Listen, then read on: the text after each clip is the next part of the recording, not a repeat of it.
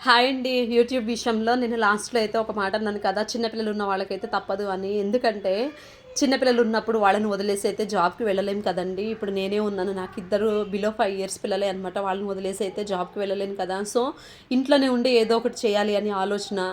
Husband salary సరిపోకనో, లేదంటే తనకి ఎంతో కొంత సపోర్ట్ ఇవ్వాలనో, లేదంటే ఇంకా ఎవరి ప్రాబ్లమ్స్ వాళ్ళవి కదండీ! లేదంటే నా అంతట నేనే ఎంతో కొంత సంపాదించుకోవాలన్న ఆలోచన రకరకాలుగా అయితే చాలామందికి ప్లానింగ్స్ అయితే ఉంటాయి కదా! ఇక ఆ విధంగా ఏంటంటే ఇంట్లో ఉండి ఏమీ చేయలేమా? మనం ఇంకెప్పుడు ఇంట్లోనే ఇలా ఉండిపోవాలా? మనకంటూ ఏదో ఒక టాలెంట్ ఉండాలి గదా! అనుకోని చిన్నపిల్లలున్న చిన్నపిల్లలున్న మదర్స్ అయితే మాక్సిమం అయితే ఇప్పట్లో అయితే జాబ్‌కెళ్ళలేరు కదండీ! సో, ఆ టైంలో అయితే ఇంట్లో చేసే పనులే పిల్లలకి సంబంధించి గానీ, ఇంట్లో చేసే కుకింగ్ రిలేటెడ్ గానీ ఇలా వీడియోస్ పెట్టుకుంటే ప్రాబ్లమ్ అయితే లేదండి.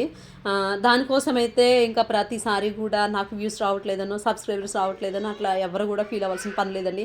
మనం కష్టపడాలి గానీ సక్సెస్ అనేది ఈ రోజు కాకపోతే ఇంకొక 10 డేస్ లేదా 1 ఇయర్ లేదా హాఫ్ ఇయర్ తర్వాతైనా ఏదో ఒక రోజు ఖచ్చితంగా అయితే సక్సెస్ ఉంటది.